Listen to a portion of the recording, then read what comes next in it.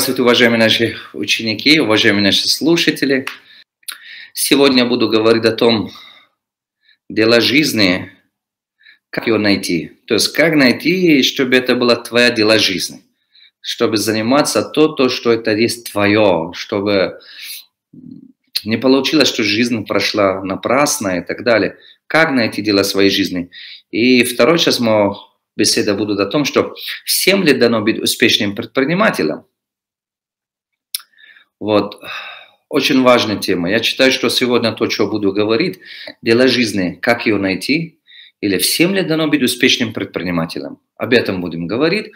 Знаете, я часто встречаю людей, огромное количество людей, которые живут так, как получается. Я повторю, огромное количество людей живут так, как получается, а не так, как мечтали. Вы просто сами посмотрите, анализируйте, тоже увидите этого.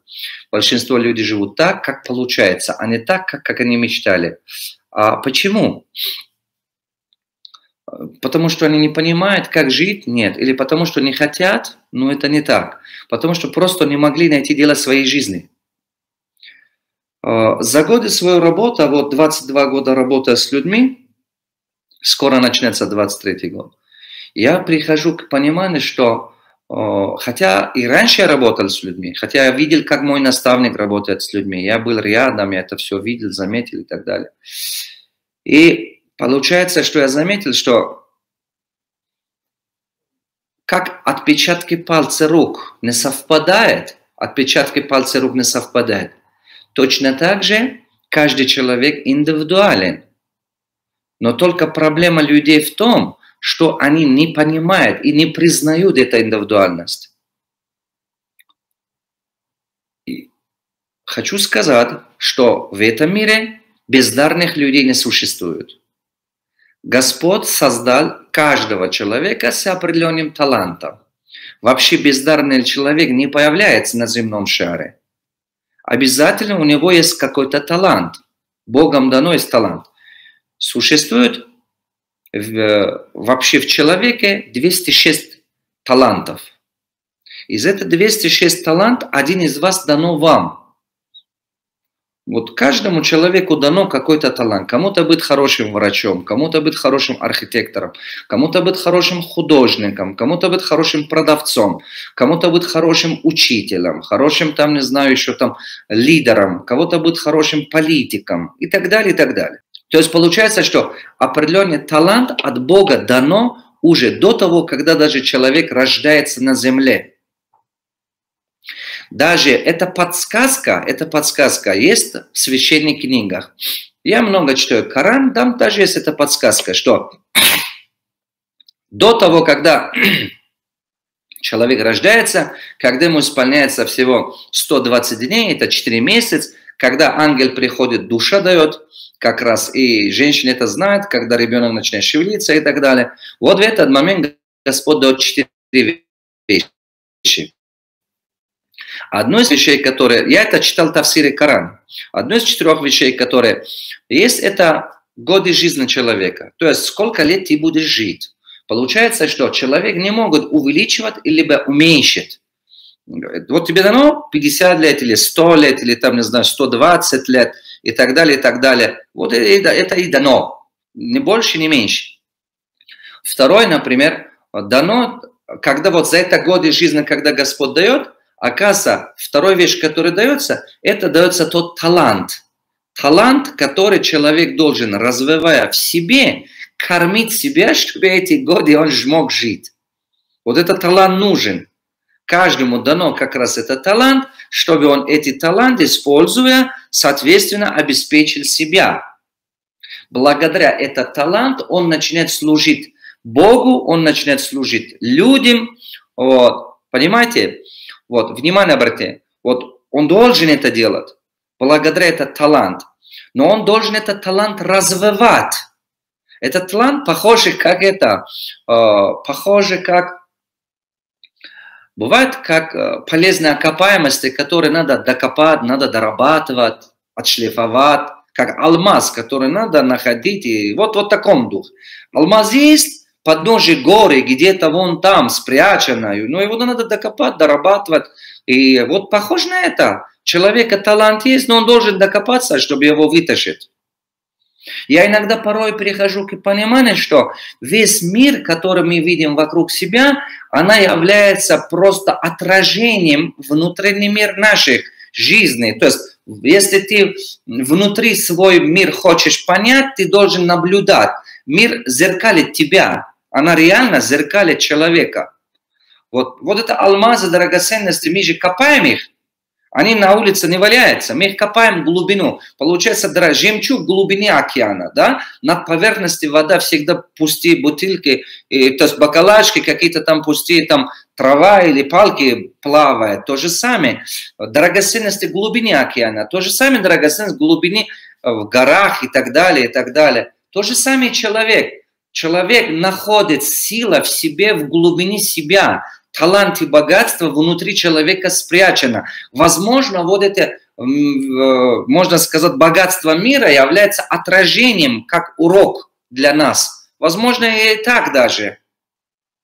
Я, по крайней мере, весь мир, что вижу вокруг себя, я сделал его для себя уроком. Потому что такой взгляд помогает в жизни. Такой философский взгляд или такой осознанный взгляд к жизни – она наполняет жизнь больше мудрости и больше счастья. Очень много чему я учусь от природы. Очень много чему учусь от природы. Природе дано очень много сильных вещей. Например, привяжу один маленький урок. Философия Земли. Давайте подумаем о философии Земли. Простой вещь. Земля молчит. Согласны? Земля молчит. На него ходят, на него бегают, на него там... можно сказать, все плохое делает. Плюнут на него, мусор бросает, грязь бросает, в конце концов на него в туалет ходят. Но от земли всегда растет цветок. От земли растет всегда овощи, фрукты. Это просто в глубине земли драгоценность. Вы представьте на минуту, чтобы это понять. Это какая величайшая мудрость надо иметь, чтобы в это вникать. Я повторю, на земле бросают всю грязь, на земле бросают все плохое, все начинает, все самое плохое бросать туда. Понимаете? Вы понимаете? Но оттуда, из земли, всегда растет цветок. Из земли растет пшеница, из земли растет овощи, фрукты. Земля, несмотря на то, что люди бросают что угодно, но оттуда он отдает самое хорошее. Разве это не величайший урок? Я порою думаю, земля же всегда под ногами людей. Всегда земля не пытается быть выше кого-то.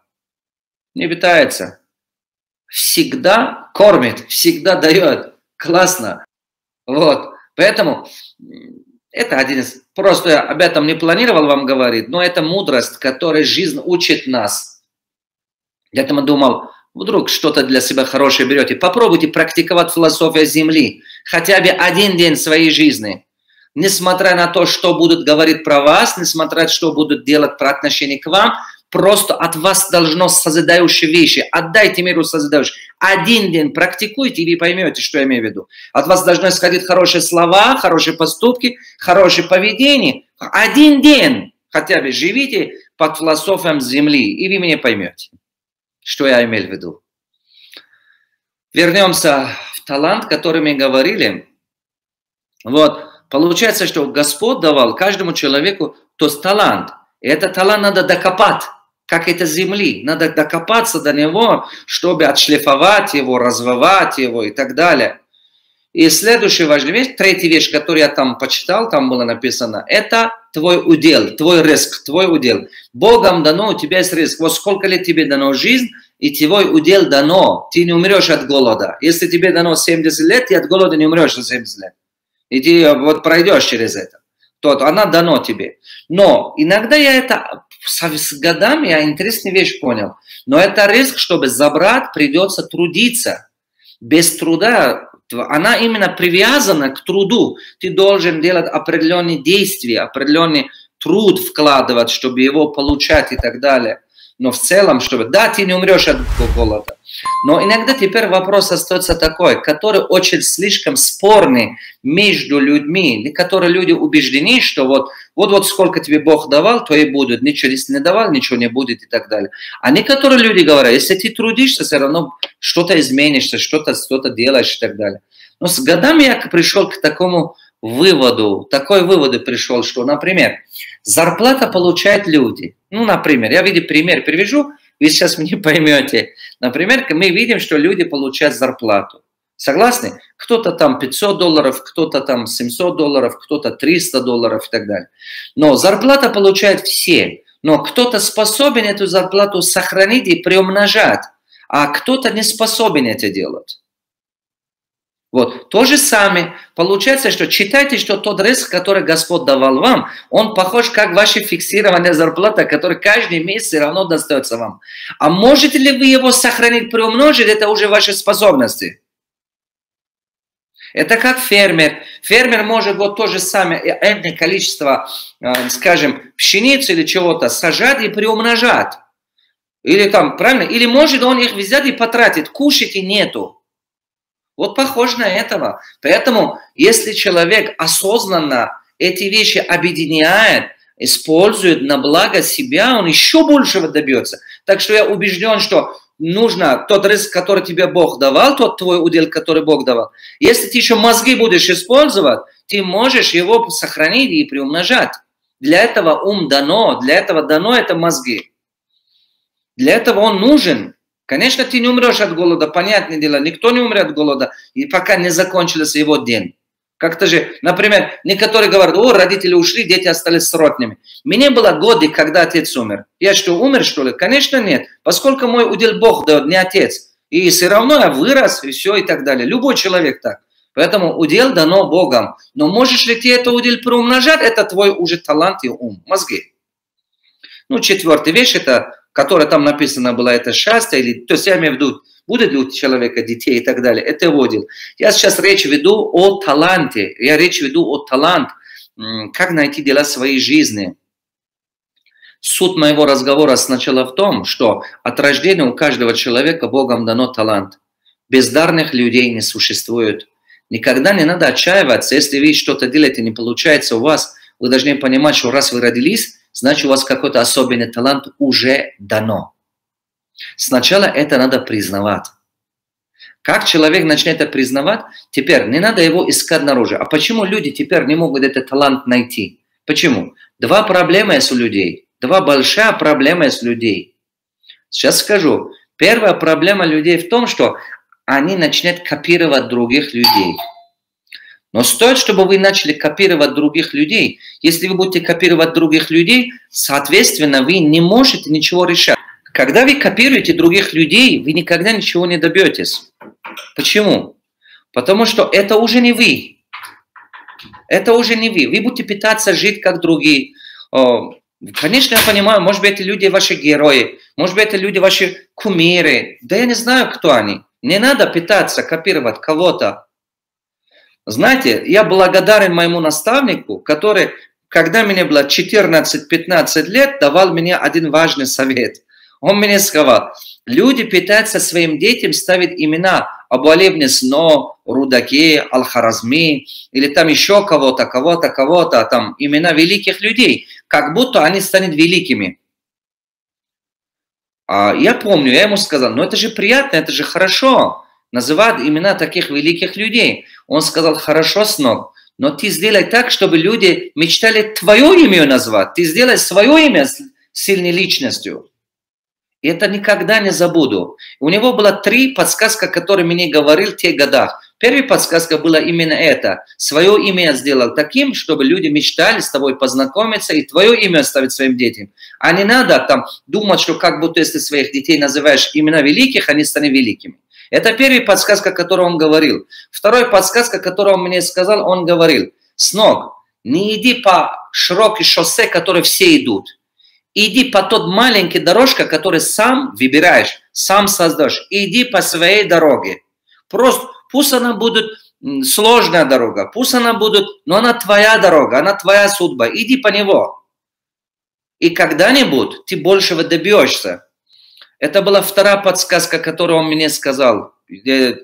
Понимаете, это все изменило мою судьбу. Третья подсказка, которую он говорил, это было такое, что, знаешь, сынок, ты в этом мире ничего не изменишь. Ну, много чего, ты, возможно, не справишься изменить много чего, но свою жизнь богатым делать ты можешь. Он сказал, что мир был до тебя и будет после тебя, но свою жизнь шикарным сделать, классным делать, богатым делать, ты способен это делать. Теперь понимаю, что под словом мир он имел в виду, что как солнце поднимается из востока и будет подниматься дальше. Жизнь будет продолжаться, и после нас будут продолжаться. И после нас придут еще лучшие люди. Это всегда так. Хотя много нам говорили, ой, сейчас времена такие, раньше было хорошо. Нет, всегда жизнь станет еще легче, еще лучше. Например, наши родители всегда говорили, о, раньше вот то, что было, те продукты, которые у нас в Советском Союзе были, сейчас нету. А те того техники, которые были, нету. Да какой? Сейчас намного лучше, чем тогда. Поэтому жизнь будет продолжаться, всегда совершенствоваться. Всегда придут лучшие. Лучшие ученые, лучшие поэты, лучшие писатели. Придут. Кто сказал, что не придут? Придут. Человечество будут всегда рождаться лучших людей. Потому что, почему лучше будет? Потому что новое поколение начнет с того места, где старое поколение закончил. Вы сами подумайте на минуточку. Мы с вами сейчас компьютер не изобретаем же. Мы просто возьмем с того места, где другие делали, и дальше продолжаем. Так что будущее поколение всегда будет впереди. Как бы мы ни говорим, будущее поколение имеет фундамент. У него есть фундамент. Он будет все равно впереди. Вернемся к тому, что мы говорили с вами. Значит, первая причина, почему люди не могут свой талант найти, она заключается в том, что они копируют других людей. Пожалуйста, не делайте этого. Идите по своей дороге. Идите по своей дороге. Это первая проблема, которую люди попадают на это. Успех других людей мотивирует людей, вдохновляет людей. И они начинают там пытаться туда бросать. Если вы посмотрите детей, например, спросите детям, кем ты станешь, когда станешь взрослым. Дети всегда выбирают публичные профессии. Хочу стать президентом, хочу стать летчиком, хочу стать там, не знаю, там звездой или кем-то и кем-то. Они всегда выбирают публичные профессии, потому что дети подсознательно это делают. То же самое, мы взрослые люди, похожи как дети, которые сами не поняли. Это правда, детство у нас внутри все равно живет. Теперь внимание обратите, дальше пойдемте. Вторая причина, почему люди не могут найти этот талант, который Богом дано, она с чем связана? Вторая связана с их жадностью. И это их жадность. Вы понимаете, например, говорят, вот тот занимается недвижимостью, давай я тоже займусь. Тот занимается там машина продает, давай я тоже. Тот занимается фастфуд, давай я тоже. Тот занимается одеждой, давай я тоже.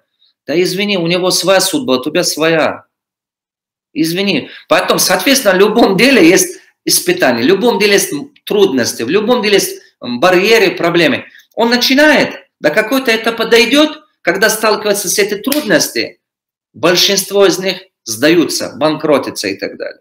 Почему сдаются? Потому что у них не хватает внутреннего терпения и так далее. Они тут же начинают смотреть еще куда-то.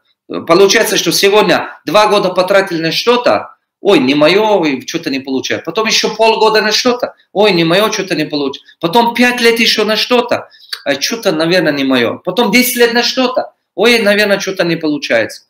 Ну вот так однажды просыпается, что ему уже за 50, уже годы жизни уходит и так далее.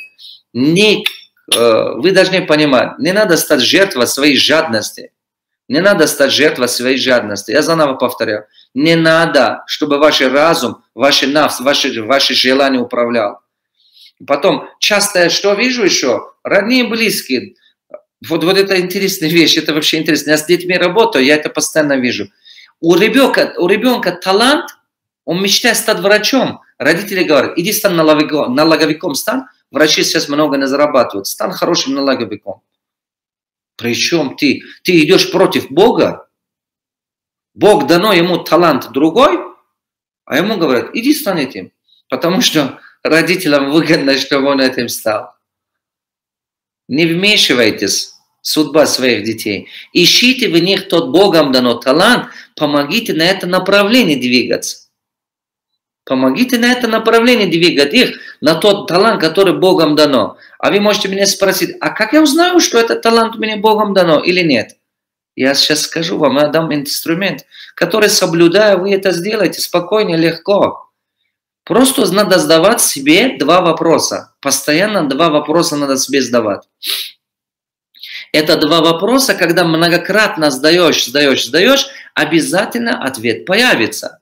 Первый вопрос, который себе надо задавать, надо постоянно себе задавать такой вопрос. Как я могу быть больше пользы? Как я могу принести больше пользы этому миру? Что я могу делать, чтобы быть полезным этому миру? Максимально быть полезным.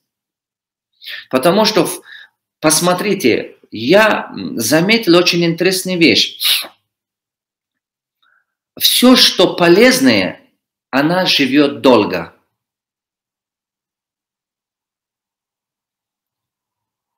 Все, что полезное, его потомство живет долго. Я ученый человек, у меня много научных исследований, ребят. Я провожу, собираю закономерности, а потом делаю выводы.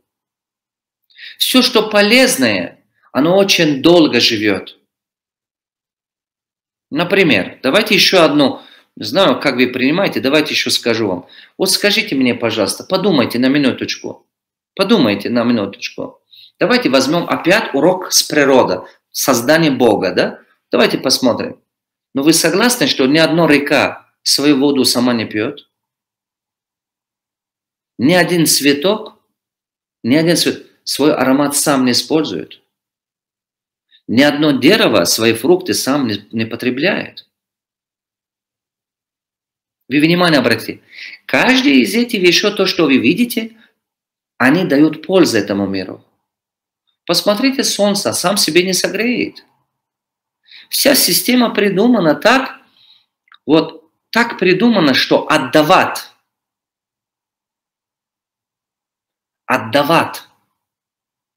Вы внимание обратите. А теперь единственное, что от жизни больше всего берет, это человек. А все остальное дает. А если вы внимательно, если вы анализируете этого, и вы это убедитесь сами, мы очень много берем от жизни. Понимаете, когда человек много берет, это уже потребительское сознание. Созидающее сознание, он развивается. Потребительское сознание ограниченно живет. Пожалуйста, запомните вот этот термин. Созидающее сознание, он живет долго, развивается, продолжает, потому что он много приносит пользу, поэтому к нему много благодарности. Когда к тебе много благодарности, ты процветаешь. Это правда так. Ты процветаешь, когда вокруг тебя сотни людей благодарны тебя. Много людей благодарны. Ты процветаешь. Такова закон жизни. Поэтому, если ты хочешь понять тот дар, который тебе Богом дано, какой, просто надо сидеть подумать, как я могу быть больше полезным, максимально полезным. Мне нужно максимально быть полезным. А вы знаете, искренне этому служить. Искренне работа над этим. Если вы хороший диакон, идите работайте как диакон. Вы будете богато жить. Но искренне делайте этого. Принесите пользу. Если вы хороший врач, надо этим заниматься. Если вы хороший учитель, надо этим заниматься. Вот это очень важно. Если ты классный, там, не знаю, журналист, или певец, или поэт, или еще кто-то, не знаю, инженер, архитектор, нужно это делать. Вот и все. Как я могу быть полезным? Максимум. Постоянно себе надо задавать вопрос. Как я могу принести больше пользы? Как я могу принести больше пользы? Это вопрос должно вас беспокоить. А второй важный момент, на что внимание здесь надо обратить на то, на что я готов потратить свою жизнь. Вот я вам задам такой вопрос. В течение 30 дней, эту тренировку делайте, это 30 дней. Лучше 1 месяц тренируйтесь, пожалуйста, чем всю жизнь пережить, а потом сожалеть, что не той жизни прожили. Знаете, это большая трагедия, самая большая трагедия, я повторяю, самая большая трагедия, если человек пережил жизнь и так и не понял, к чему он был способен. Это очень большая трагедия. Лучше что нужно делать? Лучше просто хотя бы 1 месяц постоянно надо себе задавать вопрос. Постоянно себе надо задавать вопрос. Хотя бы 1 месяц. Нужно себе постоянно задавать вопрос. Каждый день. На что я готов потратить своей жизни, чтобы максимум принести пользу? Вот этот вопрос круто помогает. На что я готов потратить свою жизнь?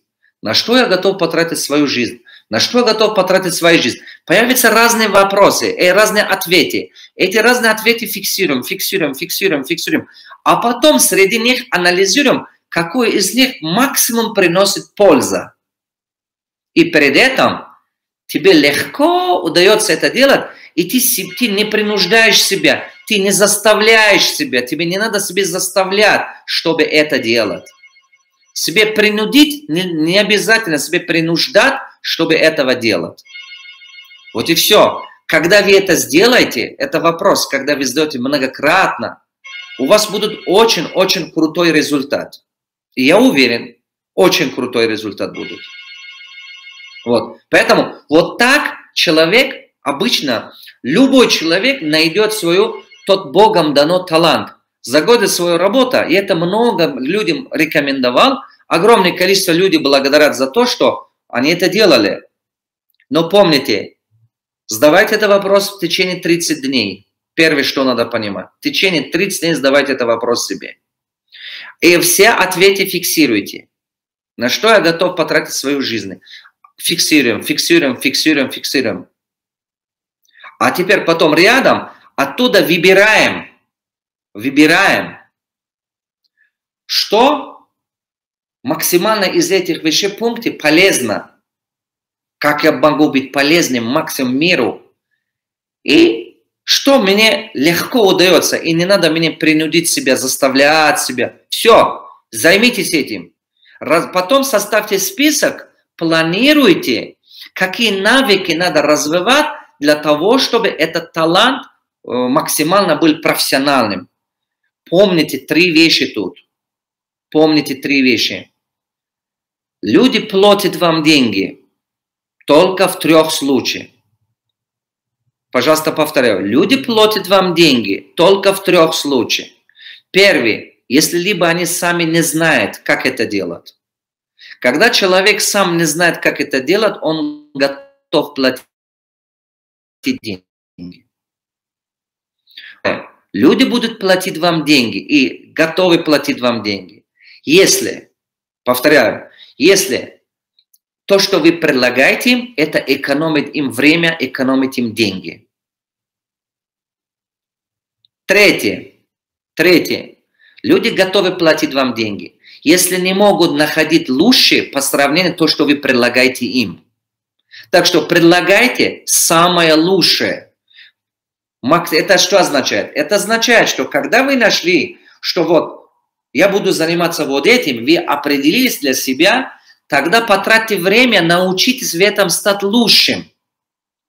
Есть такая формула, это формула 6 лет по 5 часов. Вот эта формула запомните. Его называют 6 лет по 5 часов, или его называют, что формула 10 000 часов, по-разному. Если вы в течение 6 лет стабильно по 5 часов будете заниматься одно и то же, но с учетом корректировка и совершенствования, беспрерывной, можно сказать, повышения квалификации в этом среде, вы станете один из лучших в своем сфере. А когда вы станете один из лучших в своем сфере, вы конкретно станете богатым. Вы однозначно будете успешным человеком. Это очень важно понять. Очень важно понять, что человек станет тем, на что потратил свое время. Вкладывайте свое время, усилия и деньги в свою личность. И тогда вы этим становитесь. Следующий важный шаг. Когда вы стали профессионалом, вы приходите на новый уровень, на новый этап. Это что означает? Это означает, что ты создал себя. Когда вы уже создали себя как профессионал, приходите на второй шаг. Второй шаг это что? Создай рынок. Если вы хороший, скажем, актер, посмотрите Джеки Чан, он супер актер. А если он не создал бы себе рынок, дело пошел бы? Конечно, нет. Если там посмотрите, любого посмотрите, бизнесмена, например, изобретателя и так далее. Любой из них. Если вы создали себя как профессионал в каком-то сфере, в каком-то области, приходите на следующий шаг. Следующий шаг. Создайте свой рынок. Я хороший тренер, я создал свой рынок. Поэтому люди платят, чтобы мой тренинг покупать или мои книги. Это важно, создать свой рынок. Кто-то придумал шоколад Сникерс. Он понял это рецепт и создал это. Понимаете? Он профессиональный технолог. Он создал этот продукт и на него создает свой рынок. Значит, ты когда создал себя, научись создать свой рынок. Второй шаг сделай, создай рынок. И третий шаг, расширяй свой рынок. Максимально работай на расширение своего рынка. Не останавливайся на достигнутом. Не останавливайся на одном уровне, что ты уже достиг. Постарайся расширять свой рынок. И ты гарантированно успешный человек.